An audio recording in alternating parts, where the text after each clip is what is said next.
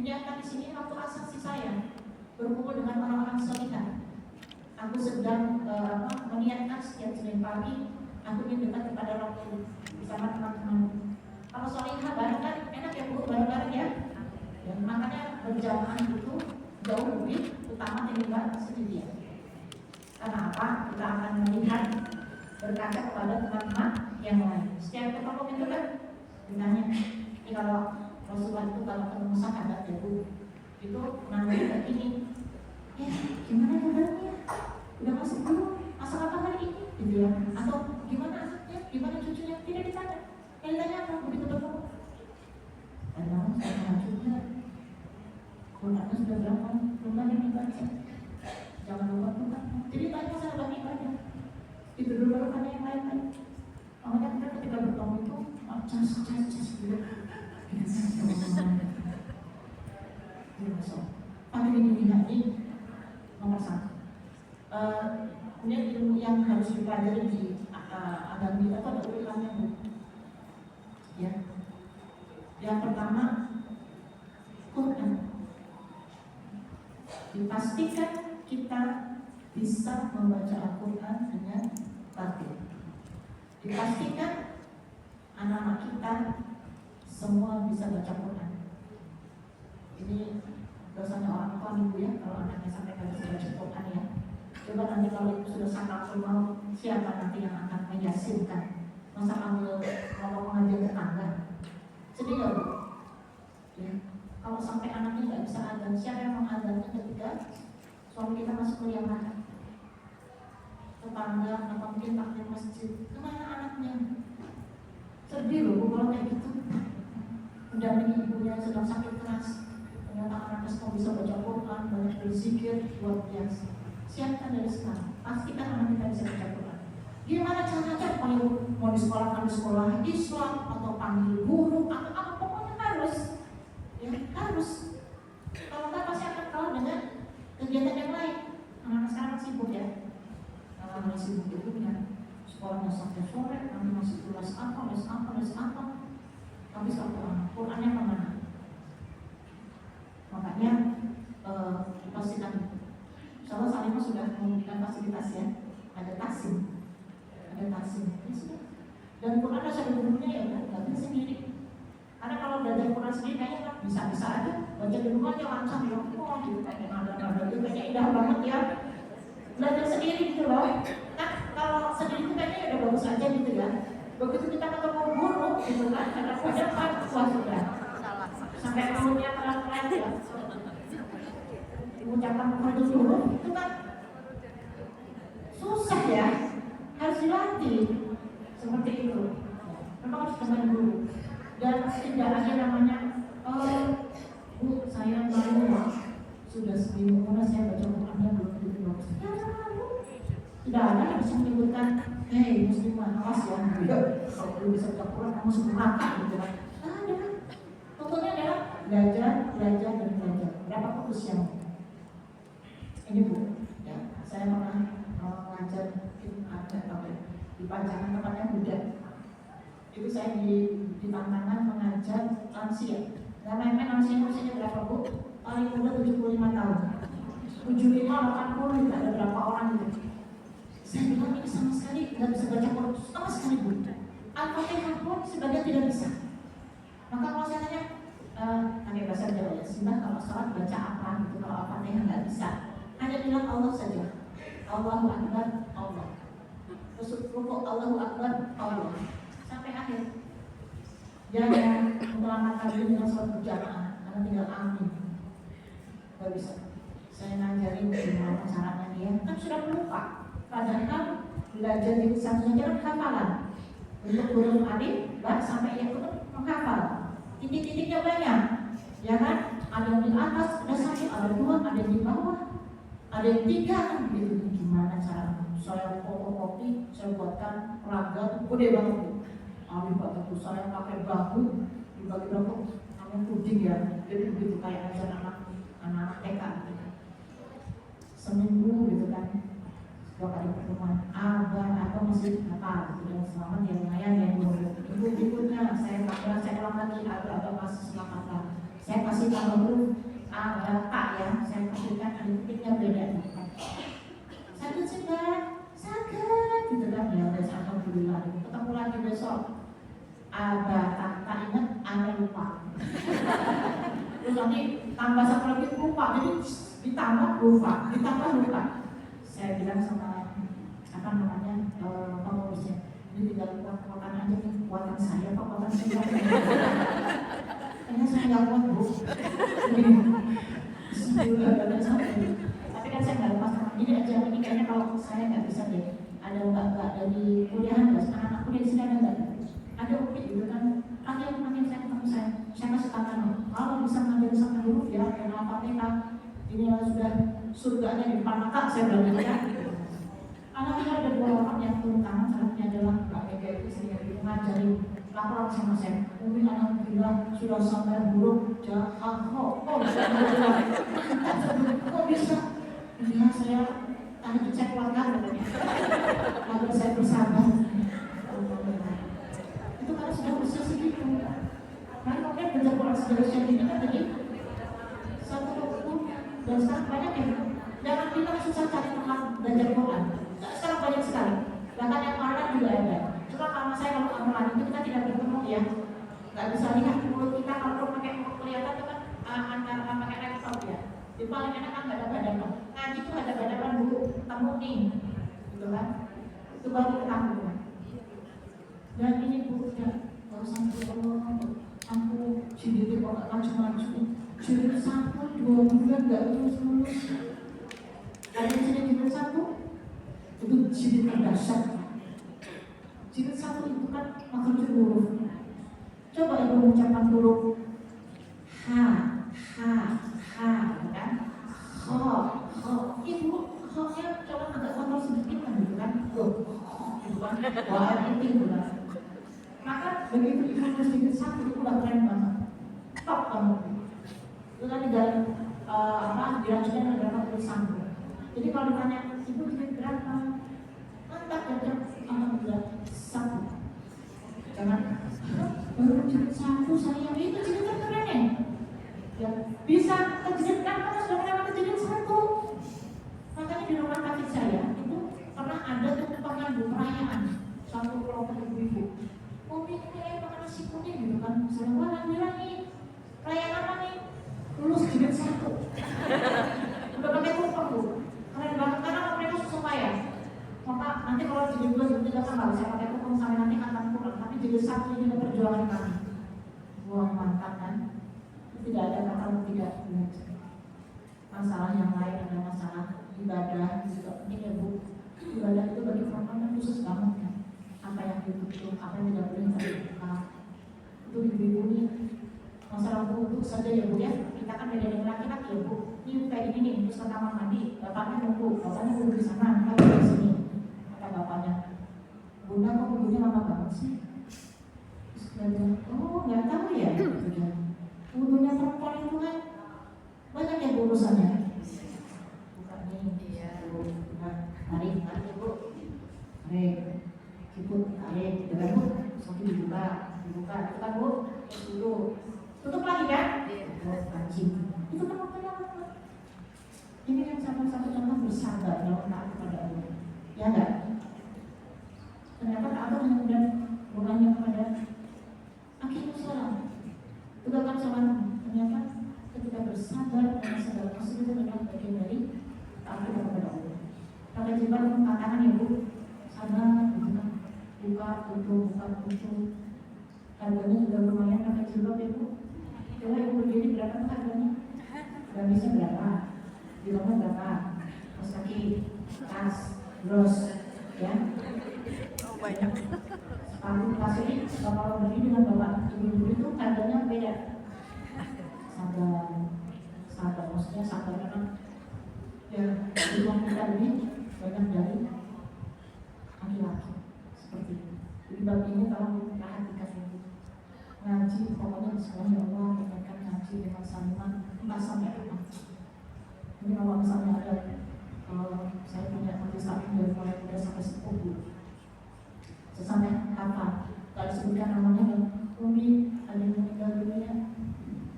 Itu Romi yang suka duduknya sandal ke tiang yang sebelah kiri, macam kenapa? Karena kalau ngaji susah berhenti, dia masih duduk di situ.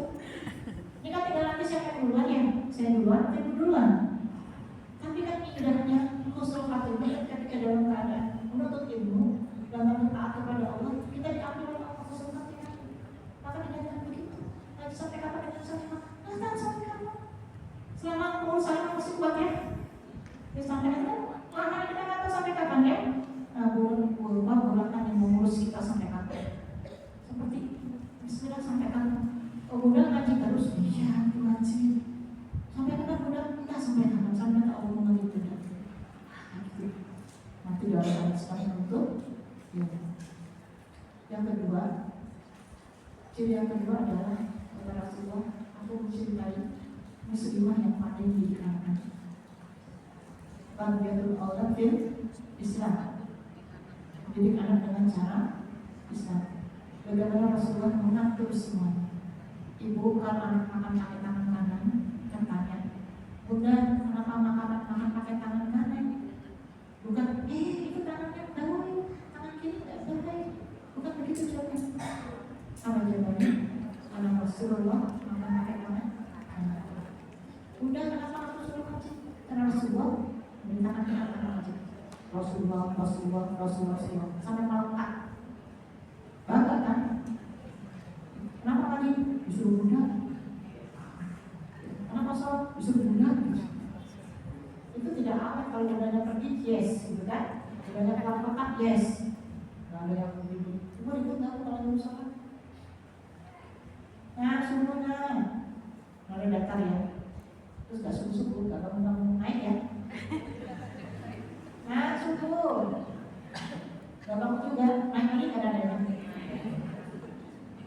Gak bangun juga, gimana Bu? Mulai ya.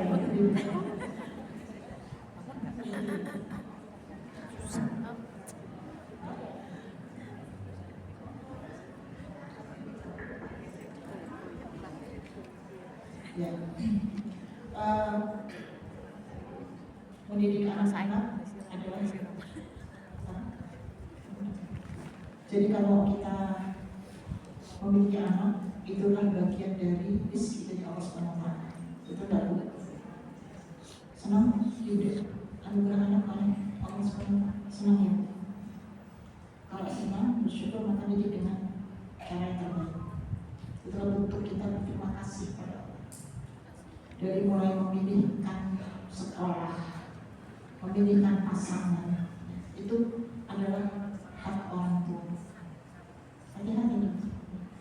Dari 8 anak yang sudah menikah 5, tinggal nomor 7 dan nomor 8. Rata-rata menikah di usia 20 ada, 21 ada, 22 ada, 23 ada. Kami sudah menyiapkannya sejak dini untuk siap menikah di usia berapapun. Kita berharap pada Allah agar sejak dini sudah lebih jauh. Nah kemudian ilmu ini banyak sekali. Tapi dalam arti di Islam tuh banyak sekali. Saya waktu hamil anak pertama diberi hadiah oleh suami saya buku Tarbiyatul Aulad fil Islam masih puluhan, sekarang masih dijual 2 jilid besar, muslim jadi 1 jilid buku. Saya disuruh baca selama saya hamil anak pertama, terus kata karena apa? Kata suami saya, karena ini anak pertama, maka akan jadi komandan, akan jadi teladan bagi adik-adiknya. Jadi anak pertama itu kunci betul. Maka orang jadi harus bisa dalam pertama. Maka kemudian ketika anak kedua, ketiga, keempat sudah masuk sistem. Saya buat sistem. Maka mau berapapun anaknya, kalau kita punya sistem pendidikan kalau Islam nggak susah Bu. Ya mau anak berapa kan? Anak kedua lagi masuk sistem kan gitu kan? Anak ketiga lagi masuk sistem, keempat masuk sistem kan gitu. Ya. Sistemnya apa? Dari mulai kapan mengajarkan untuk aurat, kapan mengajarkan Quran, bagaimana mengajarkan adab, itu ada sistemnya. Maka sebetulnya berapapun anak kita, kalau kita sudah menyiapkannya, is oke aja. Anak sekarang kayaknya berat ya kalau punya anak banyak ya. Ya sudah pusing gitu ya. Belum lagi kalau yang masih berpikir masalah biaya, hitung-hitung gitu, anak satu sekolah habis sekian, namun rezeki siapa yang kasih? Siapa yang kasih rezeki? Allah. siapa yang jangan soal menghitung-hitung. Kamu sudah kasih semua, sudah rezekinya masing-masing anak. Mau di sekolah mahal, sekolah murah gitu ya, dan sudah lihat jalannya masing-masing.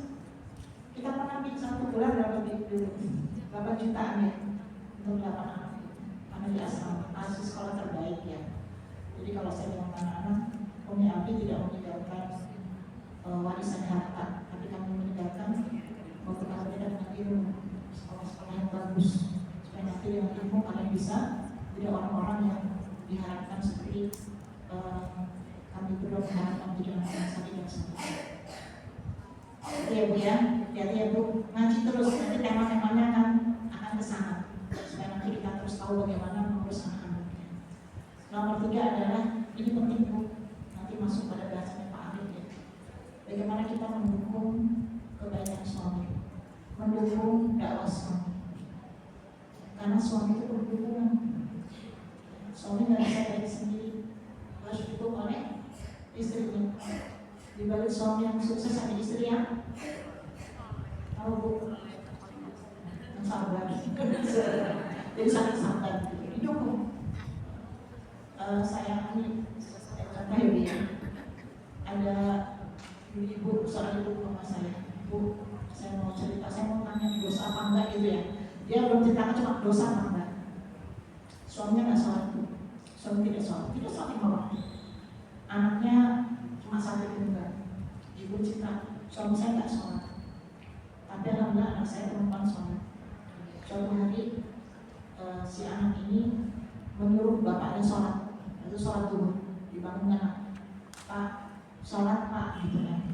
Kata bapaknya, nah enggak, gitu. Sholat atau Pak, gitu. Bapak kira sholat terus gede kok orang sholat. Apa kata anak ini? Pak, ini saya terjemahkan pakai bahasa Indonesia ya. Tak beritahu ya Pak ya. Kalau Bapak enggak sholat, aku tidak akan mendoakan Bapak. Padahal kata guruku di sekolah, doa yang tidak akan pernah lepas jadi jariah akan sampai kepada orang tua adalah doa anak yang saleh. Aku saya tuh anak kelas 3 SMP.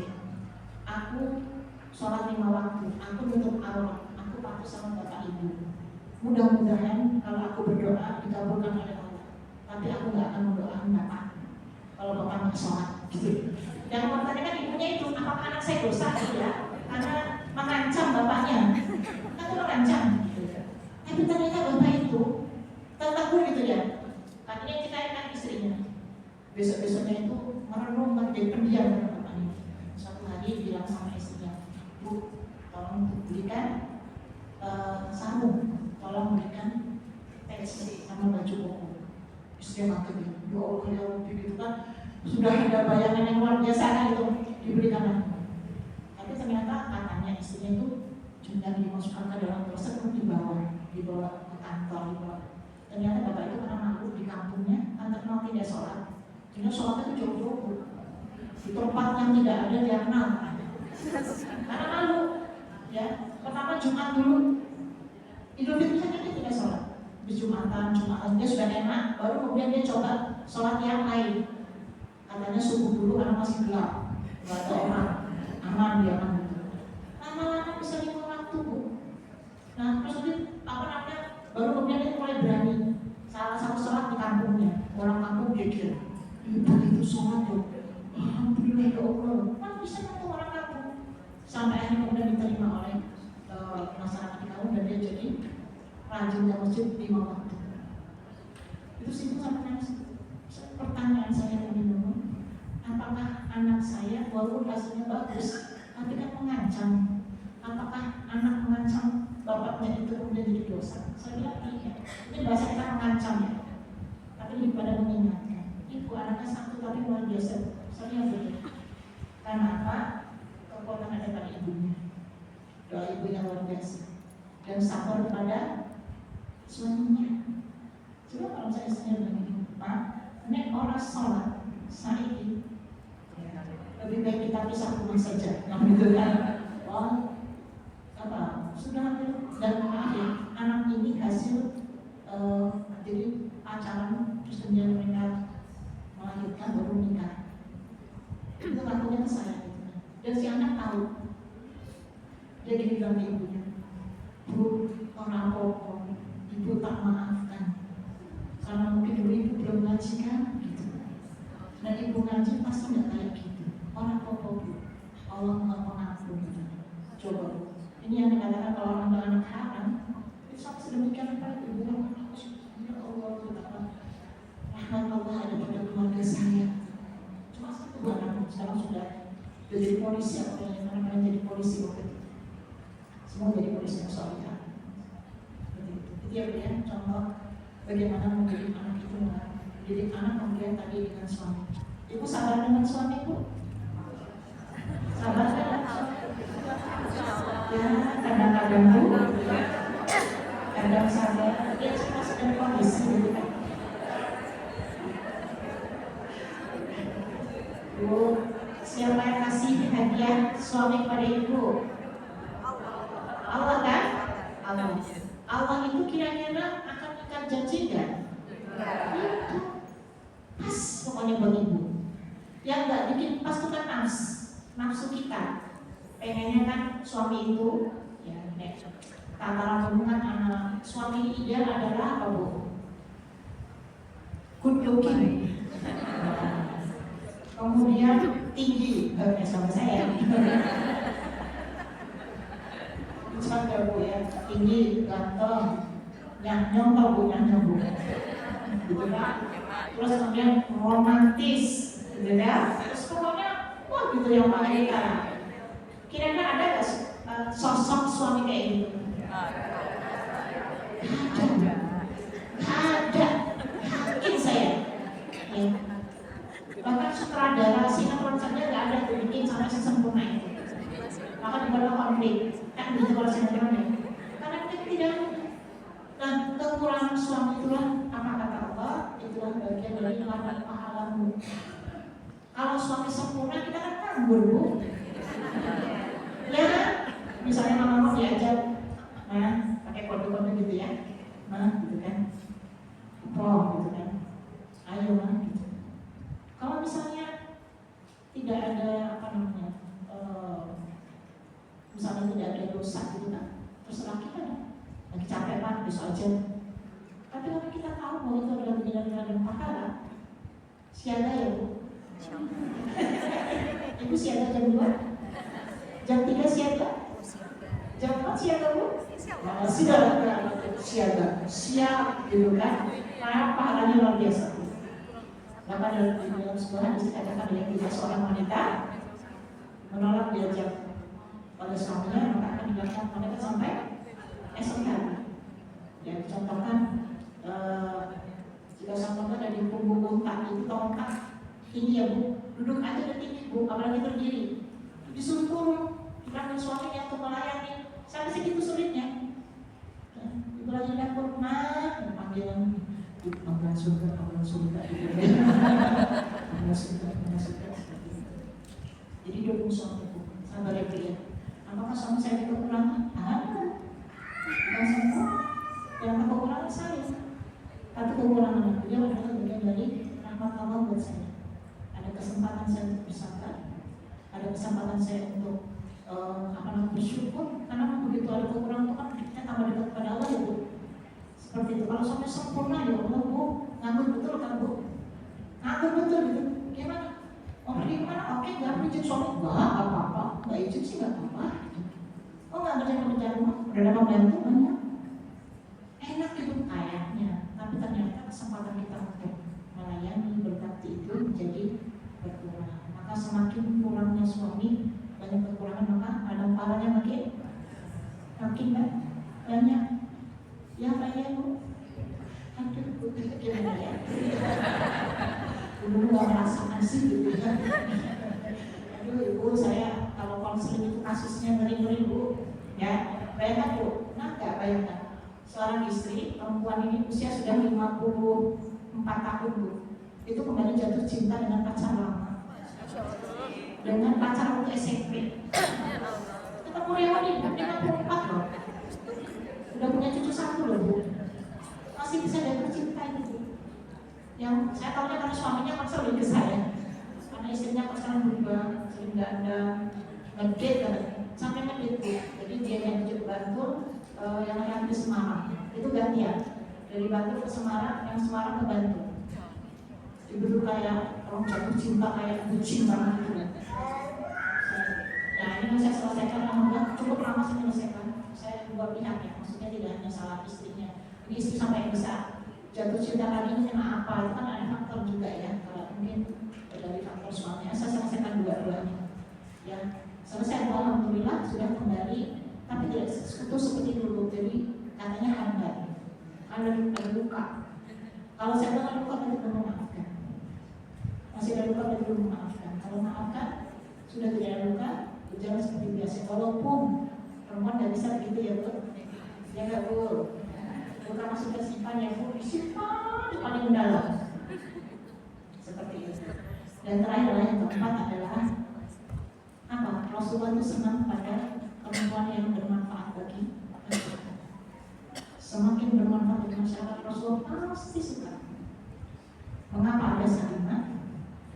Karena menurut Salimah adalah orang-orang yang ingin bermanfaat bagi masyarakat, mengajak pada kebaikan. Jadi ibu-ibu sekalian, jangan jadi pengangguran Ibu. Begitu bisa obah gitu Bu, apa yang saya bisa lakukan? Termasuk ada aktif di PKK, desalisme, studi kampung, Ibu jadi kader posyandu itu jadi bermanfaat bagi masyarakat. Ibu, misalnya kalau di Jogja itu ada sedekah beras ya, anak-anak saya lupa ya. Ya per bulan 25.000 itu sih ibu semua itu. Mungkin 25.000 banyak ibu, kemudian diberikan beras, kemudian disedekahkan untuk bantuan rumah-rumah kafir. Jadi apa saja bisa. Ada lagi satu lagi itu Bu, cari baju-baju pakas pakai itu dijual, uangnya kasih ke rumah kafir, ke anak yatim. Itu ibu semua isinya. Saya sampai Umi ada baju, saya bilang ada, baju saya spesial soalnya. Apa Bu? Besar.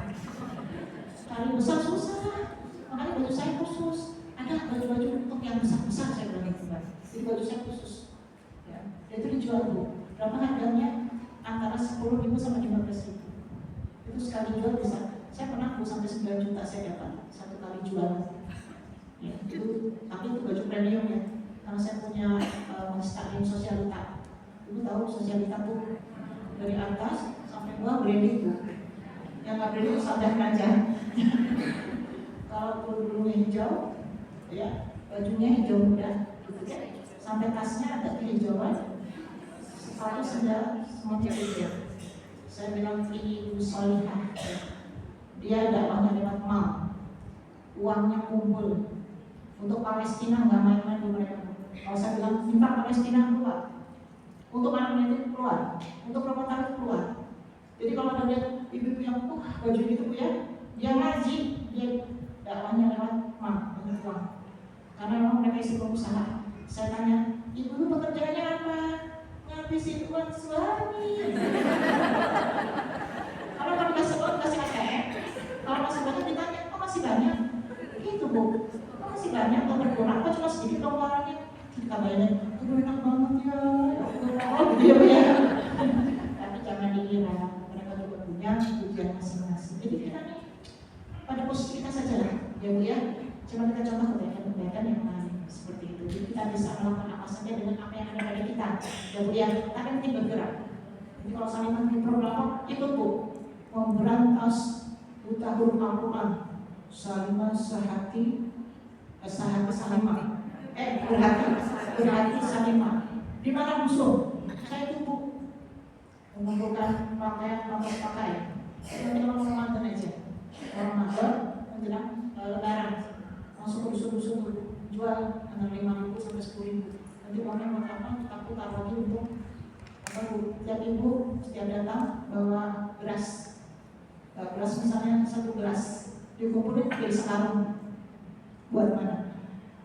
Datang ke sini bawa itu di Jogja ada itu ya. Setiap datang itu ya contohnya beras. Nanti ada yang plastik, ada yang dikumpulin dapat banyak. Nanti buat kasih. Jadi banyak sekali kegiatan kita bisa lakukan untuk menunjukkan kepada Rasulullah. Ya Rasulullah, aku melakukan sesuatu untuk kebaikan saudara-saudara. Dengan cara apa? Dengan cara yang belum. Jadi selalu berpikir apa ya gitu ya Bu ya. tidak hanya rajin tahajud, duha, ya, tapi juga banyak hal yang bisa menyelamatkan kita dari api neraka. Bukan ibadah mahdoh, tapi ghair mahdoh, luar ibadah yang diwajibkan kita masih bisa melakukan. Jadilah perempuan berdaya, ya, indah di mata Rasulullah, ya, dan Allah sangat mengagumi wanita seperti itu. Semoga ini dalam amal majlis taklim berhati salimah, berhati selamat, gitu kan. Allah kumpulkan nanti ibu semua tidak hanya di dunia, tapi juga di surga. Kalau misalnya berkumpul kayak gini, kita ada mana ada teman. Dicatatin bu, di absen. Siapa nih? Ibu Tina, Ibu Rina, Ibu Ratna, dicatat semua.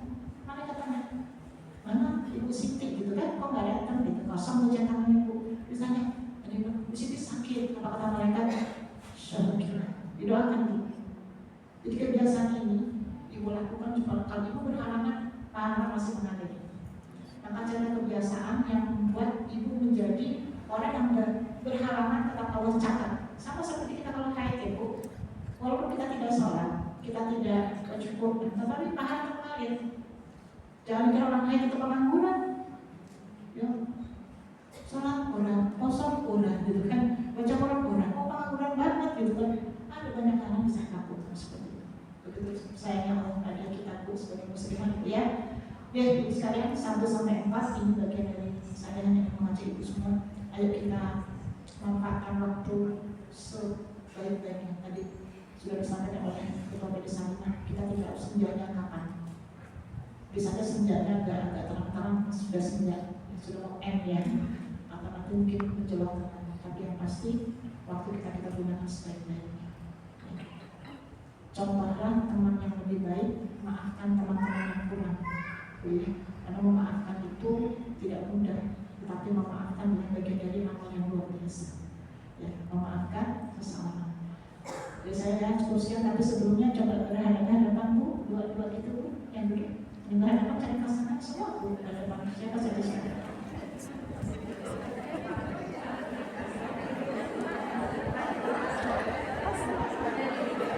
Kalau nggak cukup bilang nanti yang apa?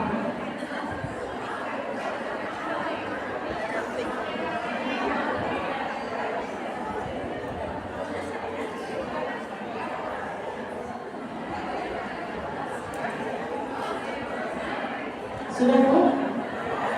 Pegang tangannya. Pegang tangannya, bertatapan mata.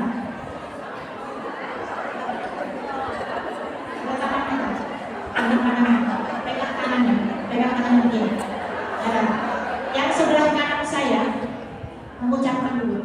Ikuti kata-kata saya. Ya, pandang dulu. Bu,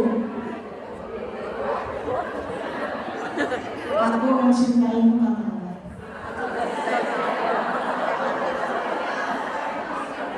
Ulangi bu. Ibu kebiasaan ngomong kayak gini. Padahal kata menyampaikan cinta kepada saudara itu adalah salah satu dari cinta Rasulullah. Untuk jadi jangan kayak tersirat gitu ya. Tapi dikatakan ini sebagai tanda bukti. Saya ulangi. Yang sebelah kanan saya bilang, Bu, aku mencintai Allah. Semoga Allah mengumpulkan kita di surga bersama. Silakan.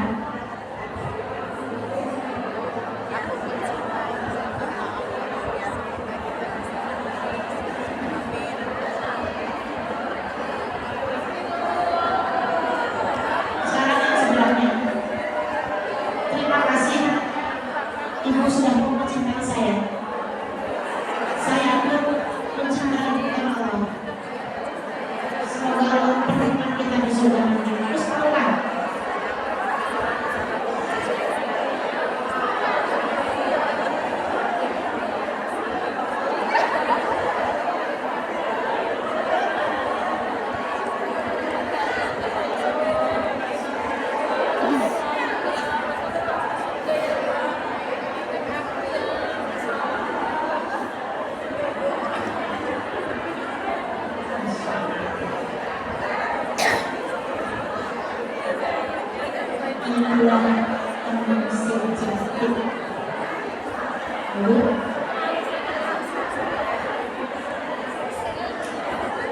Teman sejati itu adalah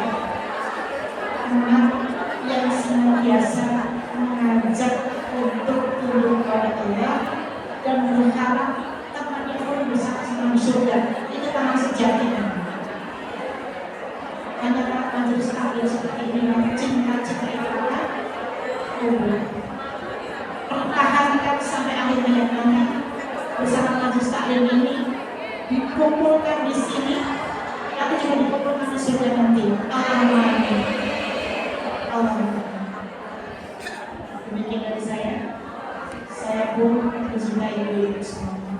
Saya sangat mencintai muslimah yang senantiasa terus berjuang untuk taat kepada Allah dimanapun dia berada. Saya tidak akan ibu, semoga saya terus bisa menyampaikan hal-hal yang perlu disampaikan kepada muslimah ini. Saya juga banyak kekurangan di dulu, tapi dengan bertemu seperti ini saya merasa jadi kuat karena saya bersama dengan muslimah yang kuat juga. Assalamualaikum warahmatullahi wabarakatuh.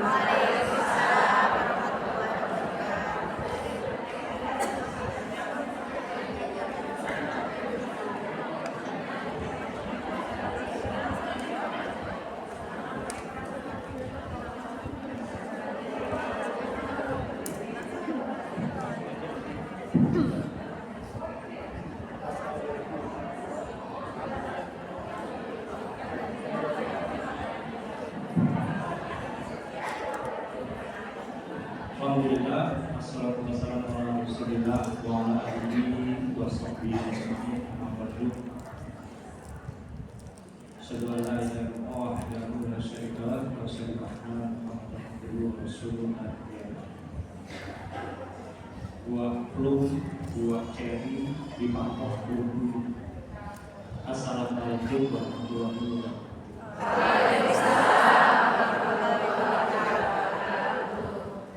Kalau tadi pada saling menyampaikan mencintai saudaranya, kalau saya menyampaikan kepada Uti, saya mencintai menurut saya sebelumnya.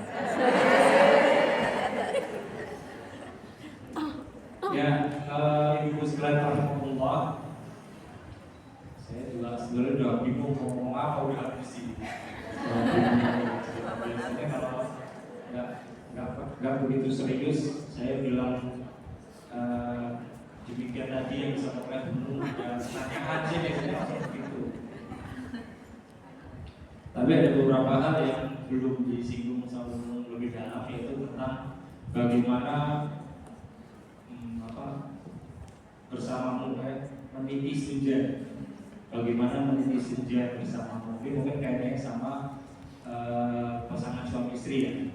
Kalau ini idealnya memang disampaikan di depan pasangan suami istri di seminar keluarga yang dihadiri oleh suami dengan istri, tapi di sini nanti mungkin bisa disampaikan juga kepada suaminya, kepada pasangan.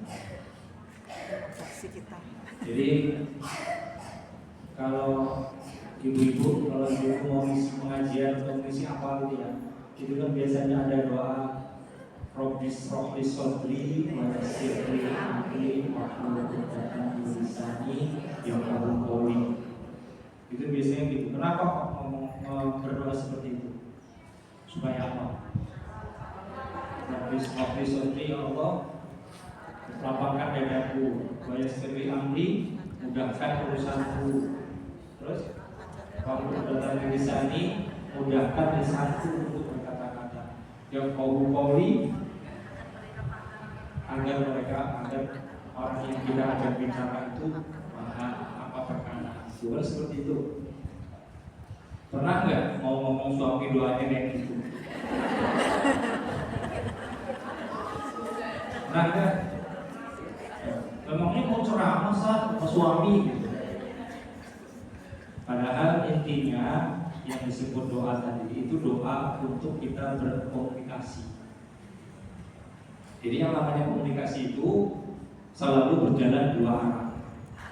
Misalkan saya di sini sedang bicara, ibu-ibu mendengarkan. Ini sebetulnya sedang terjadi proses komunikasi dua arah. Bukan cuma dari saya ke ibu-ibu, tapi dari ibu-ibu ke saya juga.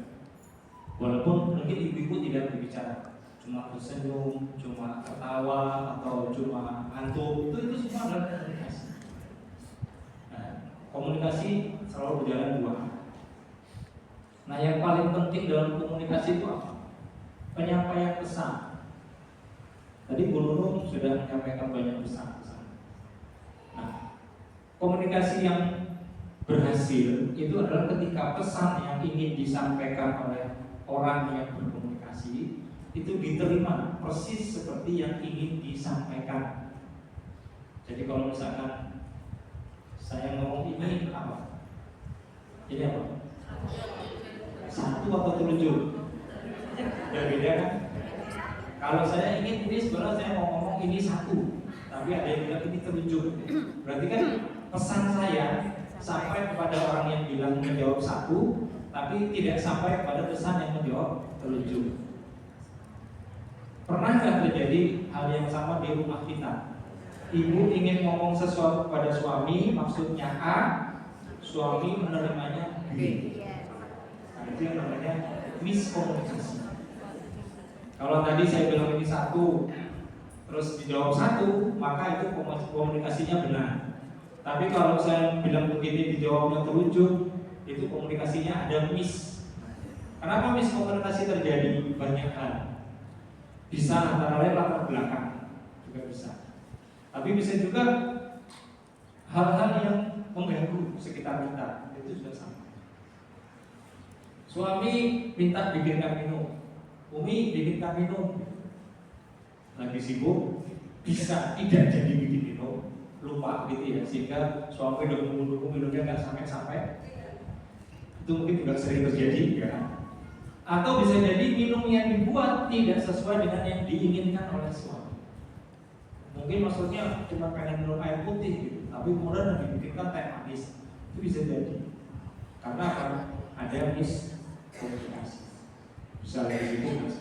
Nah, dalam konteks ini, dalam konteks komunikasi, pengalaman kami berdua dalam konselor keluarga, banyak sekali friksi-friksi masalah-masalah dalam keluarga itu diawali dengan masalah miskomunikasi dan kemudian bertambah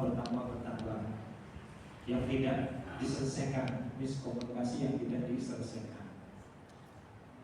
Kalau miskomunikasi itu bisa diselesaikan, kemudian itu bisa masalahnya bisa hilang. Tadi Bu Nunung ada cerita seorang istri umur 54 tahun ketemu sama mantan pacar waktu SMP. Saya bayangin waktu SMP itu kita kayak apa ya? Pacarannya juga kayak apa gitu. Kok sampai kemudian kemindil-mindil bahasa Jawanya gitu. Itu nggak bisa bayangkan gitu. Saya soalnya waktu SMP nggak punya pacar, jadi nggak tahu gimana pacaran waktu SMP. Nah, ini kan sebetulnya masalah utamanya itu ada di masalah komunikasi antara suami dengan istri. Nanti kita akan masuk kepada bagaimana kita bicara bahasa cinta. Ketika istri merasa tidak bisa berkomunikasi dengan suaminya, suami tidak bisa berkomunikasi dengan istri. Di rumah tidak ada kenyamanan, ketenangan, akhirnya mencari kenyamanan dan ketenangan di tempat lain. Itu cuma dimulai dari masalah komunikasi. Jadi kalau misalkan ada seorang suami nggak mau pulang, waktu saya di kantor di provinsi Yogyakarta itu ada rapat sama kamu. Saya ikut rapat. Nah ada teman yang nggak ada rapat itu udah pulang. Saya tanya, kenapa kamu nggak pulang Pak? Males semua. Saya tanya, males kenapa? Ya, kok ngomong enak sudah ngomong, gak enak diajak bicara. Istri di rumah tuh gak enak diajak bicara. Sehingga dia kemudian nyari teman yang bisa diajak bicara. Kalau teman yang bisa diajak bicara teman-teman sama-sama bapak terus dia kopi gitu gak apa-apa. Kalau kemudian yang diajak bicara yang lain karena punya uang, kan jadi masalah. Jadi di situ dari awal saja. Kalau itu dibiarkan bisa pecah rumah tangga. Ada seperti itu. Ada pernah diskusi dengan kami berdua, suami istri dokter, punya anak 3. Akhirnya dia punya anak 5. Suami istri dokter, pinter-pinter semua. Nah, dua-duanya spesialis. Jadi masalah komunikasi. Itu ketika konsultasi di depan kami berantem dua-duanya. Jadi bukannya kemudian saling apa, enggak, di depan kita berantem. Bingung saya. Ada yang sudah menikah sampai 18 tahun, bubar, bercerai karena dia nggak bisa diajak bicara istri saya, Pak. Kita ajak ngobrol supaya bisa ketemu lagi, nggak bisa, nggak ada jembatannya kira-kira. Nah, saya ingin masuk ke materi saya tentang materi komunikasi bahasa cinta. Jadi Gary Chapman, nama penulisnya ya, Gary Chapman itu membuat teori 5 bahasa cinta. 5 bahasa cinta. Yang disebut bahasa cinta itu begini. Setiap orang itu berbahasa sesuai dengan bahasa cintanya. Kalau bahasa cintanya itu terpenuhi, maka dia merasa dicintai. Tapi kalau bahasa cintanya tidak terpenuhi, dia tidak merasa dicintai. Kira-kira gitu, Bang. Setiap orang punya minimal 1 bahasa cinta, tapi ada juga orang yang punya 5 bahasa cinta sekaligus. Jadi kalau orang punya 5 bahasa cinta sekaligus itu ngomong sama dia itu enak, ngomong apa aja pas, kira-kira gitu. Nah, bahasa cinta yang pertama adalah bahasa cinta kata-kata indah. Jadi bahasa cintanya itu kata-kata indah, kata-kata mesra. Orang yang punya bahasa cinta kata-kata indah itu ciri khasnya. Jadi kan saya tadi bilang, orang yang dia berkomunikasi dengan dia dan dia merasa itu pas bahasanya, dia akan merasa dicintai. Nah, orang yang punya kata-kata indah bahasanya itu akan merasa dicintai kalau dipuji sama pasangan, mendapatkan pujian sesepele apapun. Terima kasih misalkan ya. Misalkan Bu Nunung, saya melakukan apa, Bu Nunung, saya beri sesuatu, kemudian Bu Nunung menyampaikan terima kasih ya di gitu. Itu kalau saya bahasa cinta saya adalah kata-kata, maka saya merasa dicintai oleh Bu Nunung. Tapi kalau Bu Nunung bahasa cintanya adalah kata-kata, maka Bu Nunung akan senang kalau Bu Nunung dipuji. Oh, Umi kok cantik sekali hari ini, misalkan gitu. Misalkan, kalau saya di rumah nggak pernah bilang begitu.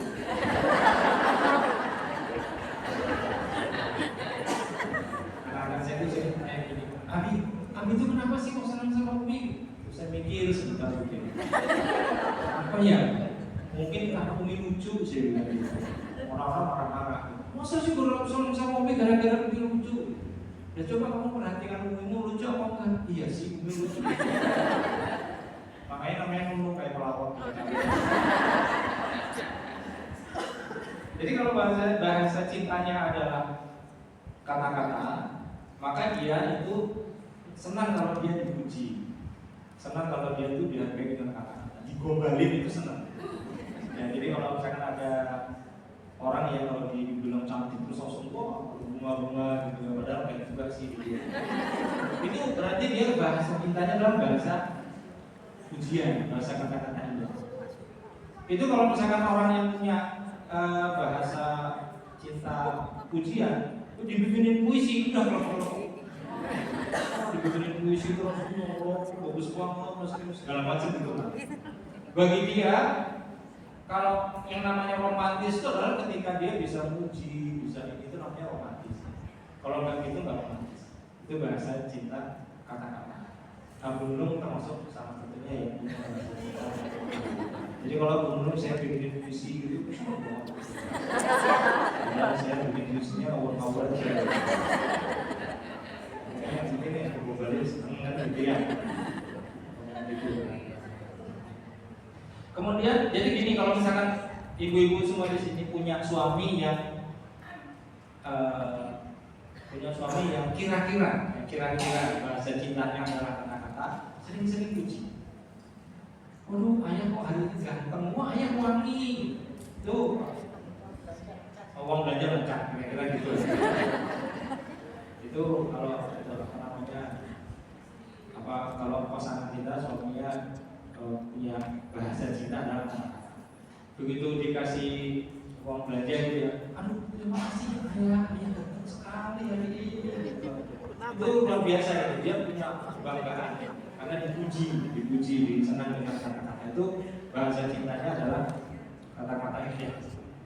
Demikian juga kalau ibu-ibu punya bahasa cinta kata-kata indah, jangan lupa bilang sama suami, ya ibu dipuji, umi dipuji dong.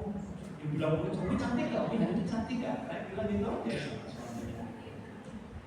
Kalau gunung kan kadang-kadang bilang sama kirim foto kan gitu. Umi cantik gak? Terus saya bilang gimana ya sih?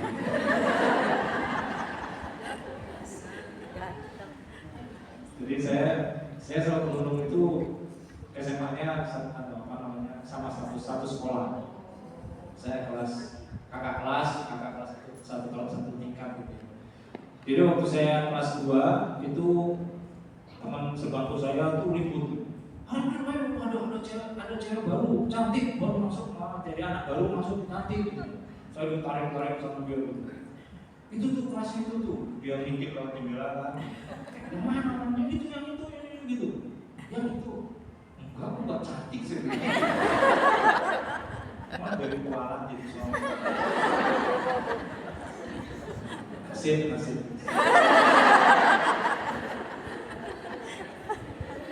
Iya itu juga hasil. Itu kata-katanya. Jadi sampaikan sama istri, sama suami sampaikan. Atau kok ayah nggak pernah muji bunda sih gitu, sampaikan aja.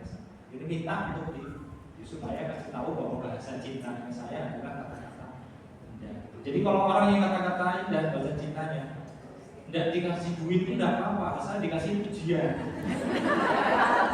Terus pokoknya asal dirayu-rayu senang. Perempuan lain itu baliknya bisa. Gunung juga gitu. Kalau saya dulu nggak punya apa-apa, Gunung mau sama saya. Cuma bawa pokok. Pokoknya sedikit bentuk ayu aja. Sebelum. Itu bahasa cintanya kan pujian. Kemudian yang kedua, bahasa cinta yang kedua adalah bahasa cinta memberi hadiah. Bahasa cinta itu memberi hadiah. Ada orang tua yang ketika bahasa cintanya memberi hadiah, dia itu hanya berpikir bahwa hadiahlah yang bisa membuat seseorang itu bahagia. Itu seperti itu. Sehingga apa? Dia udah ngasih, misalkan anaknya butuh apa, kasih semua. Istrinya dikasih ini, dikasih itu segala macam. Tapi ternyata bahasa cinta anaknya, bahasa cinta istrinya bukan hadiah. Itu masalah. Jadi udah ngasih banyak-banyak, tetap aja yang itu udah sayang sama bunda. Itu bingung. Bundanya tidak merasa disayangi dan dicintai karena dikasih hadiah, tapi tidak pernah dipuji, tidak pernah disanjung-sanjung. Itu seperti itu. Padahal udah ngasih hadiah. Nah, sementara suaminya karena bahasa cintanya adalah hadiah, dia itu merasa dicintai kalau dikasih hadiah oleh istrinya. Itu begitu. Jadi misalkan suami ulang tahun, gak ada yang ngasih hadiah. Wah itu gelap dunia. Ya Allah, kalau bisa pengen orang yang ngasih hadiah, yang ngasih ucapan selamat tahun cuma Facebook. Istrinya nggak tahu, tak baru ulang tahun suaminya, nggak ngerti. Dan juga ibu-ibu yang suka dengan bahasa cinta hadiah itu senang sekali ketika dikasih hadiah. Nah, Bu Nunung itu juga senang dikasih hadiah. Jadi Bu Nunung juga senang dipuji-puji gitu ya, kasih hadiah juga senang. Tuh, hadiah apa? Cuma kasih kembang gitu ya, bunga. Rambutnya bagus. Gak usah beli di mana-mana, sudah selesai urusannya. Menurut itu kesenangannya coklat. kasih coklat sepotong kecil aja aku sudah senang sekali gitu ya. Nggak usah silver queen kemana, coklat jago. Wah. Jangan, apalagi coklat Dubai. Karena banyak kasih coklat dan dikasih hadiah.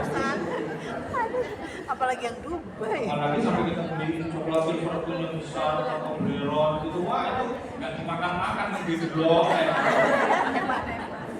Itu dia ada triknya untuk masing-masing hadiah gitu. Sehingga pemberian hadiah itu tidak harus mahal, tetapi yang penting itu hadiah. Nah tadi kan dulu di awal pengajian itu nanya ini ada snacknya apa enggak? Ya, itu bukan maksudnya supaya kita makan di sini. Yang sering dilakukan dulu adalah bawa pulang snack. Karena kan Bu Nunung senang dikasih hadiah. Bu Nunung juga senang ngasih hadiah. Jadi bagi Bu Nunung pulang bawa snack itu hadiah untuk orang di rumah. Hadiah saya itu dari kecil apa bahasa saya bukan hadiah. Jadi kalau saya dikasih hadiah nggak dikasih hadiah bagi saya itu nggak masalah. Kalau Bu Nunung pergi kemana-mana pulang pasti bawa oleh-oleh. Saya pergi kemana-mana ya wes bawa baju kotor. Kalau rumah yang juga bawa baju kotor. Habis nggak bawa oleh-oleh, oleh-oleh apa ya? Itu begitu. Saya misalkan bolak-balik di Jakarta, sudah bolak-balik di Jakarta gitu ya. Pulang bawa oleh-oleh, saya bingung. Jakarta tuh oleh-olehnya apa? Pulang ke Jogja. Kalau orang Jogja bawa oleh-oleh Jakarta bisa bawa iya, bisa bawa segala macam gitu. Jadi Jakarta Jogja bawa oleh-oleh. Jadi protes gitu. Ya boleh apa pokoknya bawa gitu. Nah, akhirnya saya kalau sekarang pulang ke Jogja, bawa mampir kemana gitu ya, mampir ke toko swalayan kecil gitu. Terus pokoknya asal bawa jalan isi itu sudah selesai. Kenapa? Intinya dibawain oleh-oleh. Nah kalau belum bawa oleh-oleh saya sementara oleh-olehnya biasanya belum makanan. Dulu pengajian ini makanan, pengajian itu makanan. Tapi kadang-kadang saya bingung dong, kamu suruh makan terus. Jadi bahasa cinta yang kedua tadi bahasa cinta diberi hadiah. Ibu-ibu kalau memang bahasa cintanya diberi hadiah, bilang sama suaminya, ya bahasa cinta itu kasih hadiah. Makin mahal hadiah, makin cinta ya.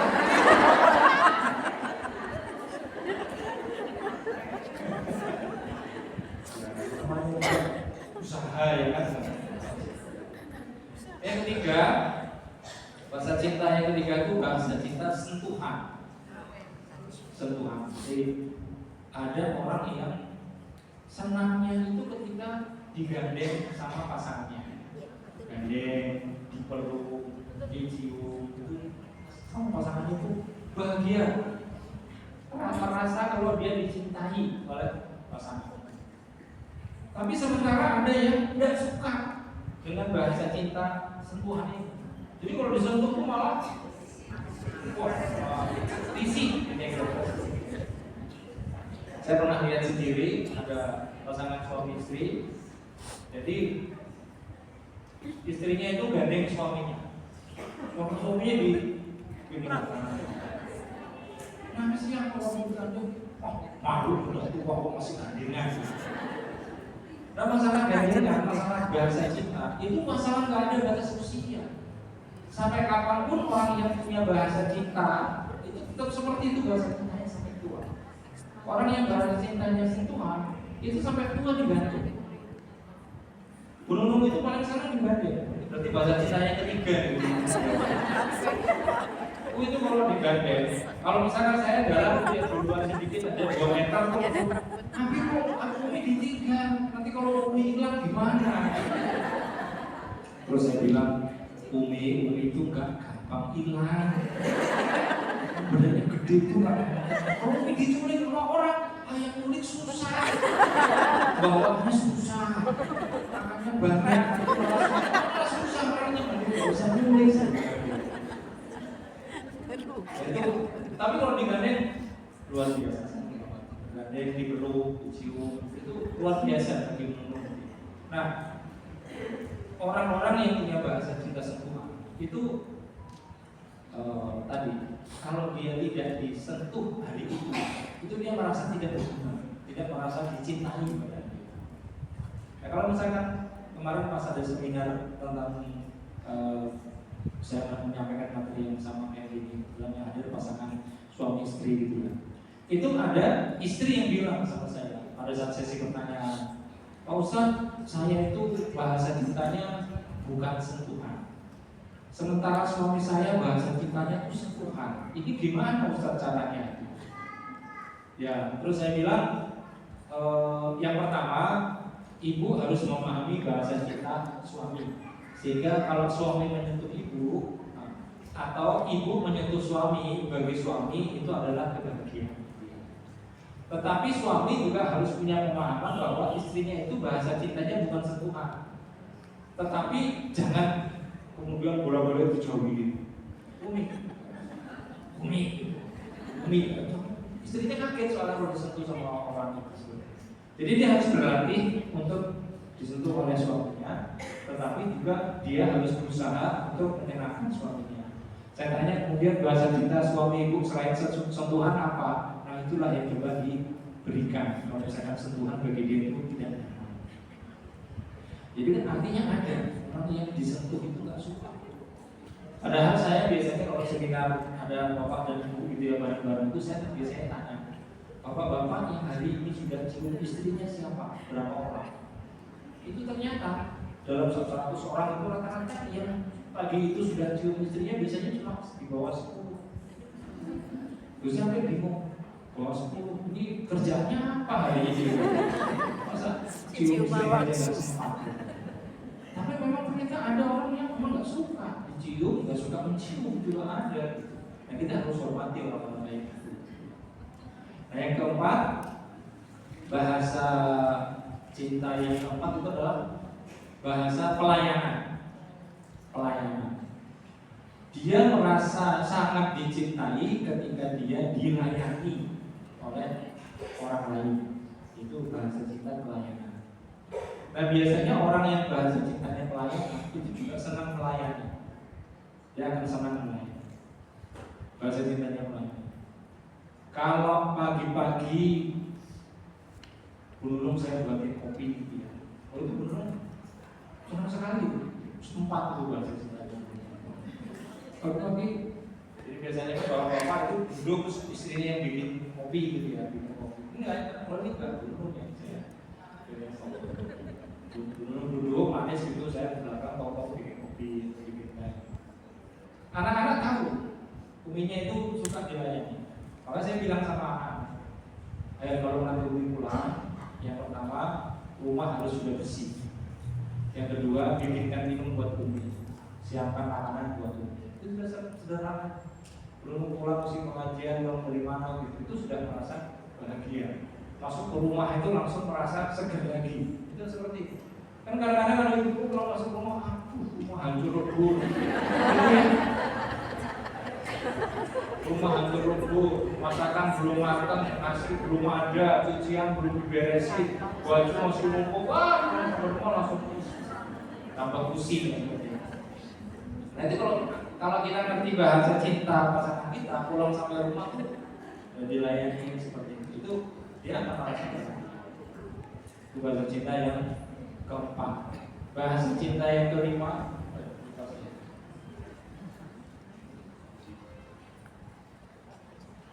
lima bahasa cinta. Bahasa cinta yang kelima itu adalah bahasa cinta. Hilang, Pak, contohnya.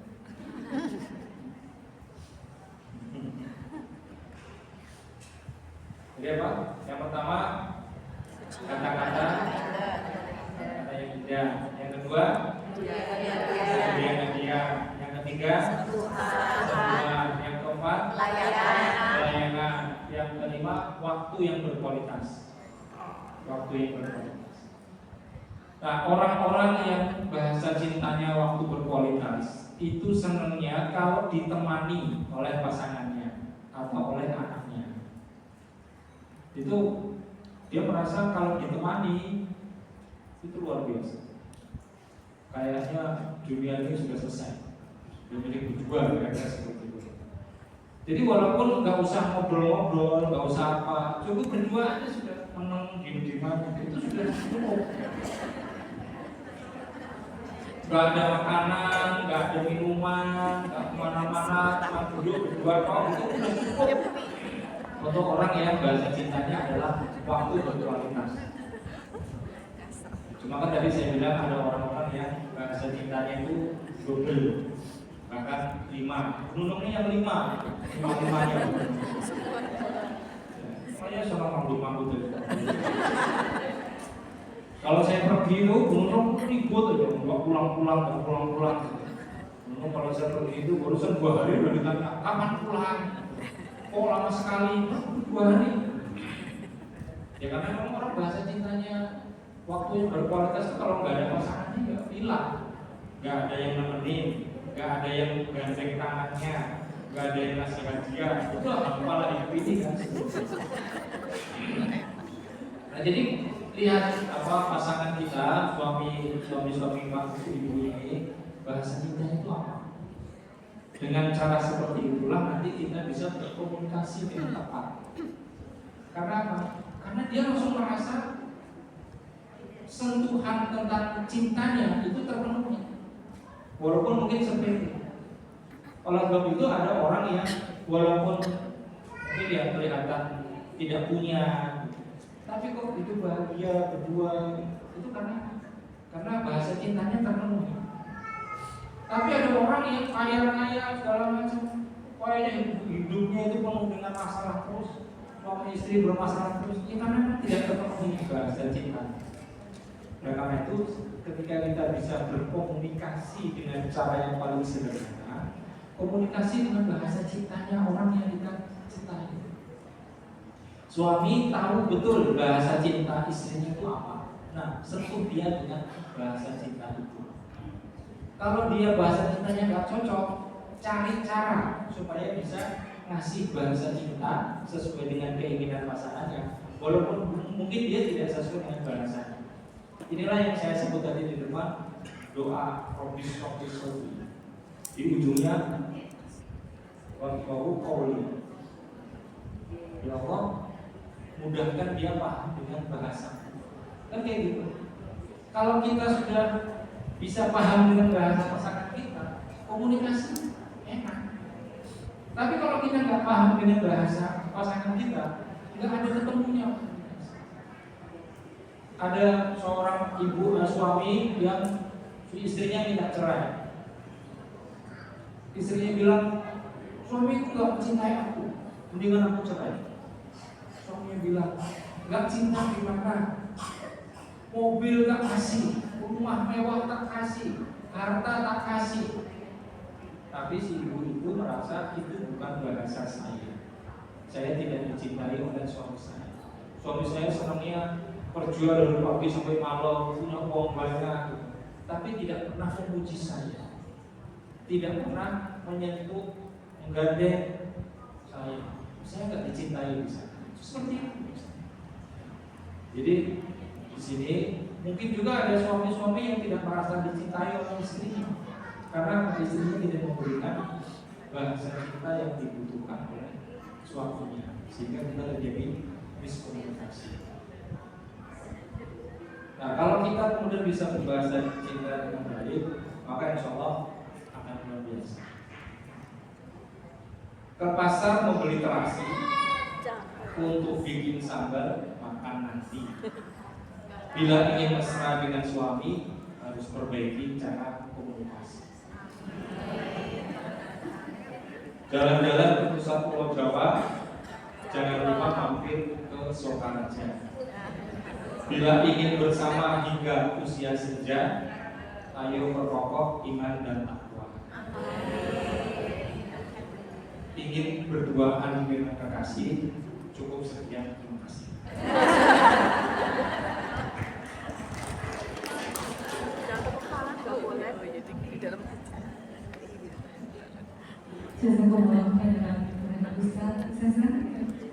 Ini pasnya harusnya dengan pasangan gitu Ustaz. Masya Allah, dengan pasangan kita, Masya Allah nyambung ya Ustaz. Langsung nyambung langsung ke orang kita. Semoga untuk selanjutnya sesi tanya jawab, ini nanti dijawab oleh Ustaz Rumah apa Ustaznya? Oke, siapa aja nih? Monggo mulai dari sayap kiri dulu ya. Sayap kiri dulu ya, nanti sayap kiri, tengah, kanan. Monggo sayap kiri ada yang ingin bertanya?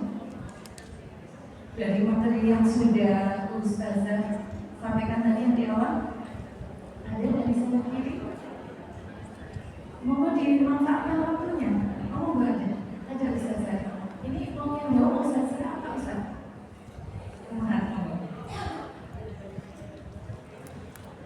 Monggo terserah aja. Terserah ya Ustaz. Panitia, mic-nya monggo di dari belakang bisa dibantu. Mbak Ina sih, Mbak Ina.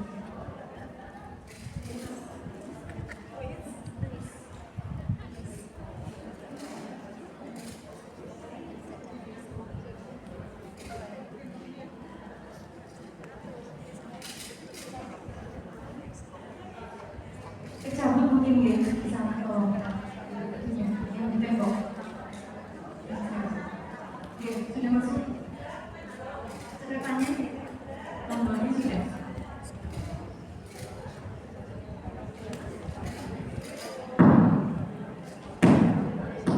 Tombolnya berarti tadi sudah. Ya?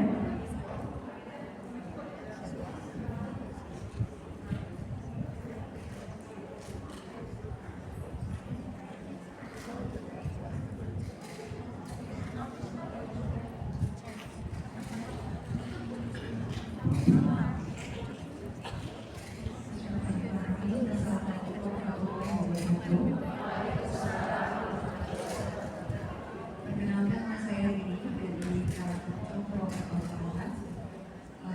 Terima kasih atas waktunya dan kesempatannya untuk bertanya. Saya bertanya pada saya sebenarnya ini bukan saya ya, ini saudara saya sering memanggil saya dan saya ingin menanyakan mengenai hal ini. Jadi sepupu saya itu memiliki suami yang notabene penghasilannya itu di bawah istrinya, jadi sering kerja. Jadi si istri ini mendapat perlakuan yang tidak enak dari suaminya, yaitu sering merendahkan istrinya, lalu berkata kasar, beliau juga tidak sholat, kemudian intinya selalu merendahkan sang istri. Saya ini sering curhat bagaimana ya untuk kedepannya, apakah rumah tangga yang seperti ini tuh boleh nggak ya mundur, karena memang perlakuannya saya dari segi manusiawi memang sangat merendahkan sang istri ya. Jadi sepulang kerja, istri pulang jam 5 bawa anaknya dari rumah orang tuanya, ibu orang tuanya, lalu suami nggak mau gantian mengurus anaknya, lalu si istri langsung disuruh bekerja, maksudnya menyiapkan masakannya di rumah. Dan apabila si istri ingin membeli makanan di luar pun tidak boleh sama si suami ini, karena dibilangnya boros. Padahal dari segi waktu aja si sepupu saya ini sudah tidak ada waktu buat dia sekali pengen beli masakan lah, karena kan waktu dia udah capek kerja gitu kan. Jadi segala sesuatu yang mengarah ke kebaikan pun, seperti ingin ke majelis taklim pun dilarang tanpa alasan yang syar'i. Jadi pertanyaan saya, bagaimana dengan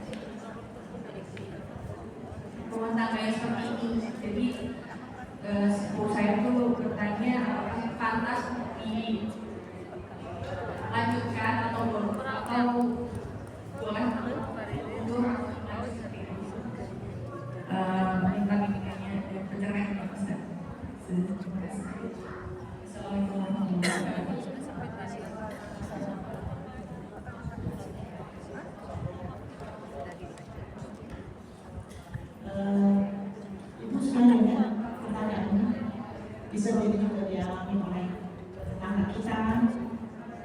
kita mungkin ada pada masing-masing gitu. Posisi rumah tangga yang dia kalau kita bilang sama dia. Kalau saya menghadapi klien ketika ada konseling gitu kan, bercerita apa yang ada berbagai macam kasus, makanya saya tanya dulu ketika mau menikah, apakah ibu sudah menyadari posisi suami? Jadi kadang sudah tahu suaminya tidak sholat sejak awal menikah, gitu kan? Dia punya harapan nanti kalau menikah bisa sholat. Dia berharap bisa mempengaruhi suami untuk sholat seperti itu. Tapi ternyata tentunya tidak mudah ya. Saya tanya lagi, dulu pacaran, saya udah dulu kan? Ya bu, berapa lama pacaran? 4 tahun. Selama 4 tahun apa yang ibu dapatkan tentang gambaran suami? Dia menyebutkan yang agak mirip-mirip dengan posisi sekarang ketika disuruh menikah. Berarti waktu menikah posisi sadar ya. Ketika ijab kabul kan saya menerima. Ijab kabul itu bukan kalimat sembarangan, itu perjanjian kepada Allah. Berarti ketika sudah menerima, ini yang dihadapi. Kan begitu. Ternyata dia merasa iya itu kan berat ya. Ini kalau sudah mau menikah kan iya aja gitu kan, yang senang gitu, yang dipandang itu yang masing-masing. Tapi ketika menikah ada hal-hal yang dia anggap besok sudah ternyata sulit. Sama ya beberapa kasus. Nah kalau sudah begitu, ini kalau konseling itu kan tidak menjudge ya, tidak menghakimi kan, udah pun cerai aja pun suami kayak gitu buat apa gitu, bilang belum gitu. Tapi saya ingin yang kira-kira ibu sanggup nggak untuk melanjutkan? Kalau secara syar'i ketika suami sudah tidak sholat, nggak bisa dibilangin, dan titik kesabarannya pada ibu sejauh mana? Kalau dia sudah sangat tidak sanggup, ya rumah tangga itu kan rumah tangga itu sesuatu yang membuat kita itu selalu pada taat kepada Allah kan gitu kan? Pada situ ada apa dong bu? Tidak hanya bahagia, tidak ditaat, tidak juga. Siapa tahu dengan suami yang seperti itu dia menyadari bahwa dia tak taat kepada Allah gitu kan? Kan beda. Nah, maka saya katakan seberapa kuat itu untuk memperbaiki. Seberapa kuat itu. Akhirnya saya tarik lagi. Bagaimana cara ibu? Sholat ibu, kedekatan ibu dengan Allah bagaimana? Itu kuncinya di situ. Allah tidak akan pernah menguji kita bu, kasih masalah atau kita diberikan cobaan itu tanpa ada sebab. Maka sebenarnya kuncinya di kita. Kalau ditanya, kalau suami tidak sholat, bagaimana dengan sholat ibu? Ya saya sholat ustazah. Sholat yang bagaimana? Nah, ini memang aku sholat terburu-buru, ada juga mepet-mepet, nggak khusus segala macam. Saya tanya lagi, selain waktu, ada sholat tambahan untuk memperkuat sholat lima waktu? Tidak ada, tidak sempat. Apakah tahajud? Tidak pernah. Tilawah Quran? Tidak pernah. Datang kajian? Tidak sempat. Ya sudah. Akhirnya kan begitu.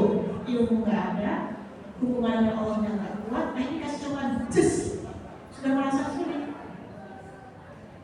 Jadi ketika ada masalah pada sebuah rumah tangga, ini positif berkaitan dengan saya selalu menyimpulkan bahwa bagaimana ibadah dengan Allah. Kalau saya memberikan masukan, coba perbaiki dulu, abaikan suami lebih miskin dulu ya. Kalau saya pikir dulu, sekarang perbaiki hubungan dengan Allah, itu aja dulu. Kuatkan, perbaiki suami itu, tanpa sholat sunnah, banyak bersedekah. Karena teori rumah tangga yang sabar menghadapi suami, yang taat kepada suami, itu kan teori yang memang ada, tetapi tidak mudah. Kalau teori itu dipakai, sedangkan ini ke atasnya nggak ada, berat sekali. Ada yang bilang itu, gimana mau taat kepada suami seperti apa dulu dong yang mau ditaati, mesti gitu kan? Kalau suaminya suami, saya udah sampai taat, tapi dengan suami sholat enggak. Dia sering mengetah-ketah, dia bisa taat kan gitu. Nah, perbaiki ini dari nasib dulu, kita ini dulu. Ibu ada masalah, ibu ada masalah, ke atas dulu bu. Perbaiki kita dulu. Nanti kalau sudah ke atas, sudah mulai tenang gitu kan, nanti akan Allah bukakan simpul-simpul itu menjadi sebuah solusi. Kadang ada suami tanpa kita suruh sholat, tapi ini sholat, kayak saya ceritakan tadi ya, lewat anaknya. Saya sudah kasih tahu nggak bisa. Begitu anaknya yang ilmu dengan peristiwa mengancam itu, suami itu sholat. Kita tidak tahu nanti Allah selesaikan masalah Dan itu bukan kuasa kita. Tarik aja ke atas, ya Allah ya Engkau hadiahkan, Kau pasangkan laki-laki dengan untuk Kau punya maksud ya Allah. Kuatkan hati ya Allah dengan kesabaran. Minta sama Allah, perbaiki ibadahnya, perbaiki hubungannya. Wah sudah kalau sudah kayak gitu, nanti gak terasa Bu, dibuka-buka kesimpulannya. Ngerti-ngerti nanti ada lah yang sampai tadi, ya Allah, kok bisa ya? Benar ada kalimat kayak gitu. Kok bisa ya? Itu adalah apa-apa. Jadi keibunya dulu. Kalau saya perempuan, kalau mau sering kan saya cek kontak ini. Tapi kalau sudah berzina, kalau sudah berselingkuh, dia dari Bu, boleh nggak saya melayani suami berzina? Saya bilang Anda memang tidak dosa karena dia berzina. Dalam buku dikatakan berzina bukan berzina, dia bukan berzina. Secara masih terikat dengan menikah dan dia sudah berzina, bukan dosanya luar biasa. Bukan apa. Kecuali kalau dimaafkan dia bertobat, suami bertobat ibu maafkan bisa jalan lagi. Tapi kalau ibu sudah tidak kuat, persina, perselingkuhan, silakan ibu Anda jalan untuk meninggalkan. Itu tidak apa-apa. Saya tanya lagi, kira-kira ibu lebih dekat kepada Allah ketika bersatu atau ibu berpisah? Ketika saya berpisah saya tambah kuat kepada Allah. Jadi masing-masing kata lagi berbeda. Kalau masing-masing ke setiap rumah tangga itu kita lihat satu-satu. Ada Bu yang diselingkuhi kemudian memaafkan, ya Masya Allah, ini saya dampingi Bu. Itu luar biasa Bu. Punya anak cuma satu, gak pernah sampai diancam untuk pergoki suaminya sedang di rumah selingkuhannya. Sampai sebenarnya jangan ibu anak jangan diancam sebenarnya kan. Karena saya bilang ke anak saya, itu loh bapakmu, gitu ya. Dan ini memberikan tahu pada suami itu loh, kau punya anak perempuan. Kata mungkin caranya itu sama. Tapi saya bilang ketika saya sudah bilang ibu sekarang pilihannya kalau ibu minta cerai itu sudah dibolehkan. Karena suami ibu sudah bermaksiat kepada Allah. Tapi kalau ibu maafkan, dia suami bertobat, itu jauh lebih baik saya bilang. Dia pilih jalan terbaik. Dia memaafkan suaminya itu yang tadinya tidak sholat, sekarang sholat. Bahkan sekarang Masya Allah ibu, bahkan rumahnya dibangun, dikatakan ini buat pengajian teman-temannya Bunda. Difasilitasi di rumahnya, konsumsi dia pekan dia juga. Jadi kayak berubah banget gitu. Saya sampai menangis loh. Ya Allah, begitu mudahnya Allah masuk kembalikan hati seseorang. Sampai seperti itu. Itu kasus yang saya ikut agak marah gitu ya. Ikut gitu loh. Karena apa? Ini yang istrinya sangat baik banget karena ini istri yang solehah buat kalian soleh. Kok soleh berzina? Tapi istrinya kok ngaji gitu kan? Kayaknya nggak sempurna nih. Oh belum tentu. Ada proses yang sedang berjalan. Sampai kemudian semua betul. Karena Allah itu tidak sama menjodohkan. Dulu mungkin yang pernah mengalami, oh saya pengen punya suami yang kayak A gitu ya, dapatnya yang C, B aja nggak dapat gitu kan? Ngincer yang B, dapatnya yang C. Bilangnya, aduh pengen ya dapat istri, dulu ada Mas Adi dulu ya, pengen punya istri yang jauh supaya kalau lebaran bisa mudik. Dia pengen ngerasain mudik kan kalau ada tontonan mudik itu enak ya gitu. Sampai gitu kan? Dapatnya apa Bu? Tetangga desa. 5 menit 5 langkah dari rumah. Jadi mudik saya kurang. Alhamdulillah nanti saya baru nangis sama Reni satu. Cuma ada tetap nggak jadi mudik itu saya lapar. Kalau Reni kamu bisa. Maka rahasia Allah itu luar biasa. Jadi saran saya, ya, pertama mungkin sebelumnya Pak, coba dipermudah ya. Ustazah itu sudah berkomunikasi, perbaiki ibadahnya dulu. Itu dulu. Skip Bu. Jadi kalau nafas sama suami kan kalau dipikirkan kan sekali lagi ya, nggak jadi kita nih bergerak. Skip dulu. Terus ada gitu kan. Mau dimaki-maki terserah dulu sampai saya punya urusan dengan Allah. Saya perbaiki dulu ke atas. Nanti urusan nanti Allah juga bantu. Kan gitu. Wah enak ya belum mau ngomong ya, enak susah kok. Susah. Tapi memang jalannya begitu. Kembalikan semua kepada Allah. Ini Allah yang kasih ya. Sama seperti anak ibu. Siapa yang kasih anak Bu? Allah. Allah kasih anak Allah. Sudah dikasih dan rahim kita. Nah ketika anak ini soleh ya Allah, alhamdulillah. Begitu tak soleh ya Allah ya Rabbi gitu kan. Bikin anak kok kok kayak gini nih anaknya sombong, padahal itu anak saya cerita yang anaknya sombong gitu kan istilahnya. Sama posisi anak juga begitu, ketika anak itu belum seperti belum ya, anak itu masih koma ya bu, belum titik ya, jadi dia masih berubah ya. Ya Allah gitu kan, ini kau uji gimana? Dulu aku berharap ada di suami, kau masih suami. Begitu menikah, aku berharap berjalan, kau kasih anak. Tapi ujian dari Allah gitu kan, Bismillahirrahmanirrahim. Aku terima pemberianmu, aku hadapi, mohon ya Allah kekuatan bisa amanah dengan yang kau berikan. Dan perbaiki badan ini pun dicek semua keluarnya. Kalau misalnya tambah sedekah dahsyat banget. Sedekah itu dahsyat banget. Anak saya sudah kena sihir 25 tahun, nggak selesai sihirnya. Targetnya adalah mati atau bercerai. Dukunnya itu kata-kata. Saya dampingi dia. Saya bilang setiap itu dia pencet kalau dia telepon ke saya, kadang suaranya ganti-ganti, kadang suaranya kadang suara orang bilang suruh gue gitu ya. Saya nggak mau izin, jadi keluar masuk berjinnya itu. Saya bentak-bentak itu harus gitu. Keluar, jangan ganggu teman saya. Terus saya bilang ke ibu-ibu, kondisi ibu itu tidak kemudian terjadi berusaha. Ini sudah takdir Allah. Mencoba itu dulu seperti ini. Saya katakan, kalau ibu bersandar dengan Allah, surga dari ibu. Siapa yang kuat bu dengan ujian sini dulu? Disentuh suami itu, oh panas katanya.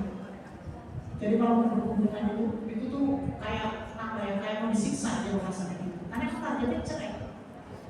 Karena saya bilang kalau kamu bersandar dengan Allah, surga buat saya gitu. Ya, saya sekarang ini masih sekarang sih agak unik. Jadi kalau kita PNS, jadi kalau ke kantor itu diputar-putar dulu bu, sampai ke kantor kayak orang bingung gitu loh. Nanti kalau saya ke kantor yang pulang sekarang 25 tahun, coba ada satu, saya katakan sedekah. Sihir yang belum bilang karena yang mungkin orang yang belum mati bisa selesai kalau sudah mati ya. Tetapi dia masih tetap di dalam rumah, malah jadi ahli ibadah, ahli zikir, ahli sedekah dari musibah menjadi sesuatu yang menguatkan dia menjadi insan yang luar biasa. Seperti itu pendekatannya ya, dengan memperbaiki hubungan dengan Allah SWT. Jadi ibu kalau ada yang sedang punya masalah dengan suami, dengan siapapun, dengan anak, dengan orang tua, gitu kan, itu jangan salah-salah. Gara-gara ini, gara-gara mertua, gara-gara sekolah, gara-gara temannya anak kita jadi anak kita terpengaruh, bukan begitu ya. Ini mungkin ada kesalahan dari kita. Ini kalau masih musik itu kurang buat saya. Enak ya kalian orang-orang ya? Kalau orang kan enak ya. Kenapa anak saya begini? Ya tuh gara-gara teman di sekolahnya, gara-gara teman tetangga, ngomongnya pada jelek-jelek ya. Tapi kenapa? Oh mungkin ada kesalahan kita. Kita dan perbaiki ke atas, insya Allah akan memudahkan. Carikan solusi yang kadang-kadang kita tidak diberikan kita. Ya Allah carikan seperti itu yang punya, itu tidak hanya ibu, mbak ya, punya saudaranya, yang waktu itu masalah itu kalau ditanya itu, kita cuma sehatnya. Jangan pernah gitu ya. Kamu tuh salah dari milih jodoh. Dulu karena tawarannya kamu pilih yang B. Ya ini memang tidaknya, gitu kan. Rasakan sendiri, terus cerai baik, gampang. Tak gitu caranya. Mungkin itu dari aku cukup gitu ya. Mau sampai jam berapa ini Bu? Sampai jam berapa? Saya ada acara lagi nih. Jam berapa nggak? Di Banyumas? Saya jam 11. Dijemput jam berapa? 11 gitu. Mau dilanjutkan? Saya itu masih betah apa kayak gitu ya Bu ya? Masih ya, semangat gitu, masih semangat. Pokoknya untuk pertanyaan berikutnya. Dari sama kan? Iya, tapi monggo. Ada nggak di tengah? Ada di belakang. Ini. Maju ke depan. Maju ke depan.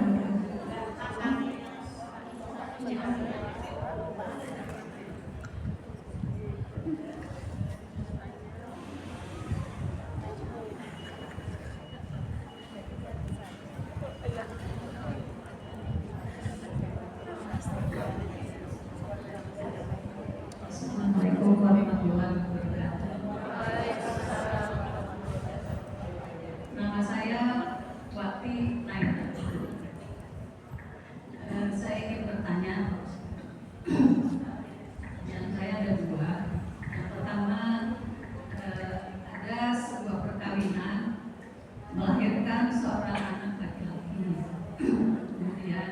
cerita pernikahan itu terjadi perceraian, kemudian suaminya kembali kepada agama sebelumnya yaitu Kristen. Pertanyaan saya, apakah boleh anak laki-lakinya itu memakai bin dari ayahnya yang sudah murtad? Begitu pertanyaan saya pertama. Yang kedua, mengapa kata senja selalu berkaitan dengan perasaan? Demikian Pak Ustadz, terima kasih. Assalamualaikum warahmatullahi wabarakatuh.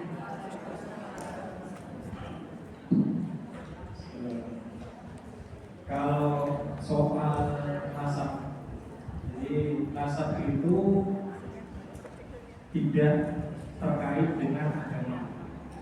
Jadi kalau misalkan seorang ayah namanya Fulan, kemudian anaknya lahir, baik laki-laki maupun perempuan, tetap Fulan bin Fulan atau Fulana binti Fulan, tetap karena dia nasab, tidak terkait dengan tidak terkait dengan agama apapun.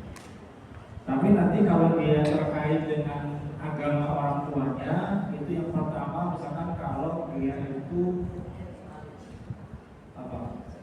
Kalau si orang tua itu punya, dia kembali ke agama asalnya berarti ya, gitu kan? Kalau misalkan ada orang tua Muslim, tapi kemudian anaknya ada yang keluar dari agama, maka dalam konteks ini dia kehilangan hak waris. Tetapi dia masih secara nasab masih anaknya, tapi dia kehilangan hak waris dalam Islam, tetapi tidak kehilangan hak waris dalam konteks kenegaraan. Nanti tinggal didiskusikan seperti apa. Nah, termasuk dalam konteks kalau misalkan punya anak perempuan, walinya tetap ayahnya, walaupun agamanya berbeda. Tetapi dalam hal ini tentu saja ayahnya menyerahkan kepada ya, misalnya naib gitu ya, atau sebetulnya langsung juga bedanya nggak pakai asal dua lagi aja. Jadi tetap dia itu yang punya hak untuk menikahkan anak perempuannya, itu menjadi walinya. Nah, kalau bercerai dalam konteks Islam, seorang ayah itu tidak putus hubungan dengan anak. Jadi tetap berhubungan seperti biasa, tidak putus hubungan nasab dengan anaknya. Yang putus hubungan itu dengan istrinya. Itu seperti itu. Senja.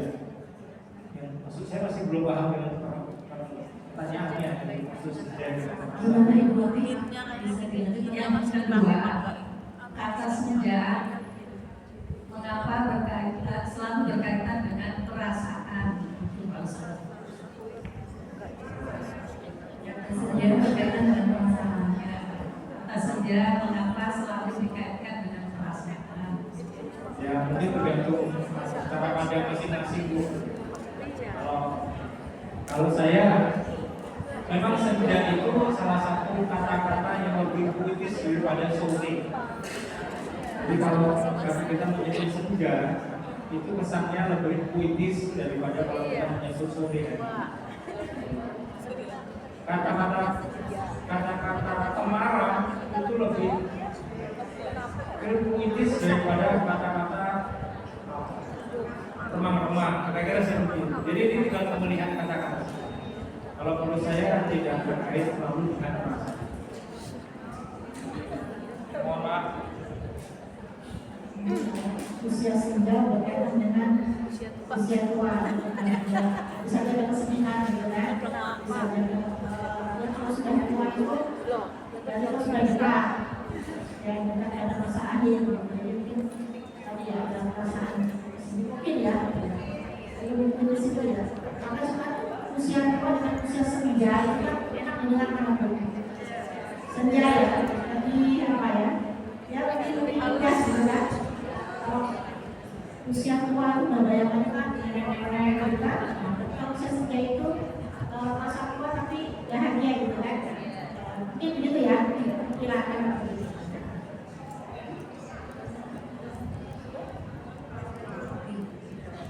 Satu lagi mungkin Bu, pertanyaannya. Monggo dari sisi sebelah kanan. Kalau tidak ada, nanti tinggal Ustaz bisa saya bertanya kepada Mbak di sini. Ada satu pertanyaan lagi Bu? Ada di belakang.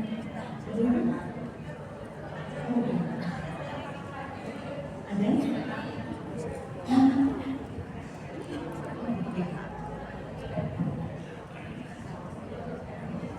Assalamualaikum warahmatullahi wabarakatuh. Izin bertanya, singkat saja, bagaimana cara mengetahui bahasa cinta dari pasangan dan orang-orang terdekat seperti anak, orang tua, dan lain sebagainya?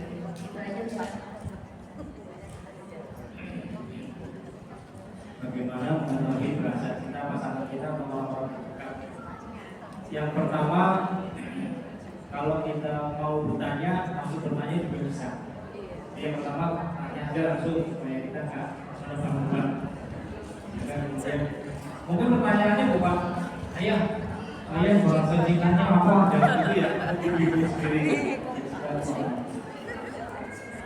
Ya misalkan ayah lebih suka dikasih hadiah atau aku temenin aja, gitu ada hadiah. Misalkan itu, nanti harus sama-sama menentukan. Atau misalkan ayah kalau misalkan kita jalan-jalan, senang nggak? Kalau di rumah, apa yang jalan-jalan dan tua, misalkan kayak gitu, oh berarti bukan waktu berkualitas, kira-kira kan begitu.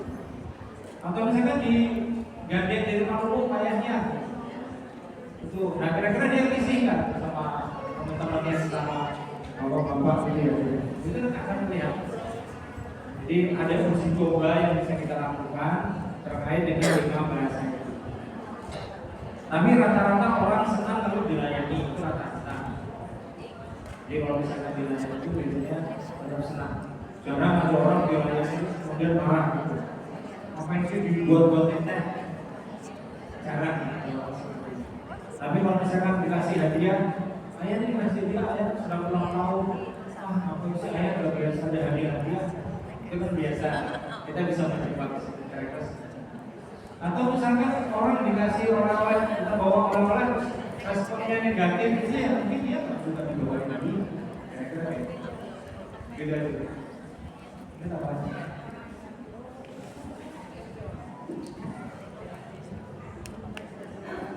Langsung saya bertanya kepada Ibu dari Menteri Aditi. Untuk 3 pertanyaan, mau jadi 3 doorpress. Kami sediakan jadi 3 doorpress. Doorpress apa tuh? Oke, doorpress mana ya? Doorpress ambil. Oke, 3 ya?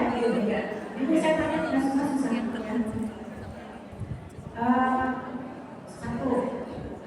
Satu dulu lah. Pertanyaan pertama. Jawabnya juga nggak usah panjang-panjang. Nanti setelah sampai di rumah, kira-kira apa yang ingin disampaikan kepada suami berkaitan apa yang ibu rasakan ketika menerima materi ini dan kemudian dihubungkan dengan kondisi di rumah. Jadi ketemu suami ya? Itu ya salah satu. Kira apa yang mau dikatakan kepada suami? Tunjuk tangan. 1, 2, 3, ya, 1 sudah. Langsung aja yang pertanyaan sama buat 3 orang, karena kan beda-beda. Satu lagi siapa?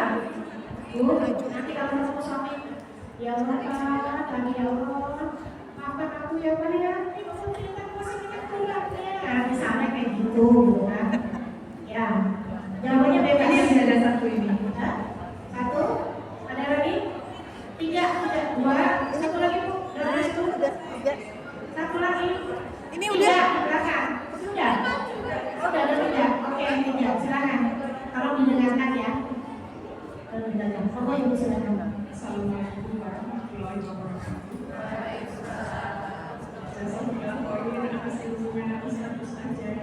Pagi hari ini saya dapat ilmu yang luar biasa. Terima kasih. Yang untuk saya setelah dapat ilmu dari sini, insya Allah saya akan memperbaiki diri saya dulu. Karena saya pagi ini yang dapat ilmu itu saja. Pertama saya akan lebih memperhatikan lagi gimana caranya saya sebagai istri untuk mendampingi suami, melayaninya, untuk perhatiannya dengan rasa sayang saya. Jawabannya. Dia mau ngapain? Jawabannya dia naon? Dia mau ngapain jadi nah? Dia pun Saya jadi mengerti bahasa tinggalnya di Tipang. saya memahami ternyata suami saya itu punya bahasa cinta. Suami saya senang ketika misalnya memberikan gajinya itu saya mengucapkan terima kasih sudah ya sampai itu. Ternyata seperti itu ya dengan ujian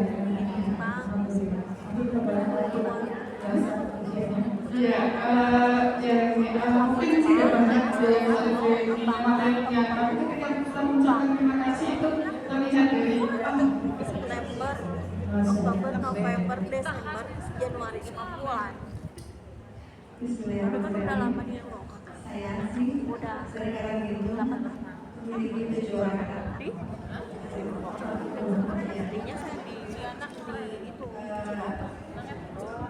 Pertanyaannya tadi mau ngambil ya jadi nanti kalau saya pulang nanti sore suami saya pulang kerja saya akan mengucapkan terima kasih karena tadi pagi sudah diizinkan hadir di sini karena saya jarang yang hadir di Salima yang tadi pagi saya sebelum berangkat belum selesai pekerjaannya gitu ya kemudian sebelum berangkat nanti suami saya menyelesaikan jadi saya akan mengucapkan terima kasih karena dengan hadir di sini walaupun bahasa cinta sedikit banyak sudah tahu tetapi di umur pernikahan yang baru 25 gitu ya masih ada hal-hal setiap harinya ada hal-hal baru yang kadang itu masalah gitu ya jadi mungkin itu belum ketika belum hadir di sini tadi belum semuanya dimengerti nanti akan disampaikan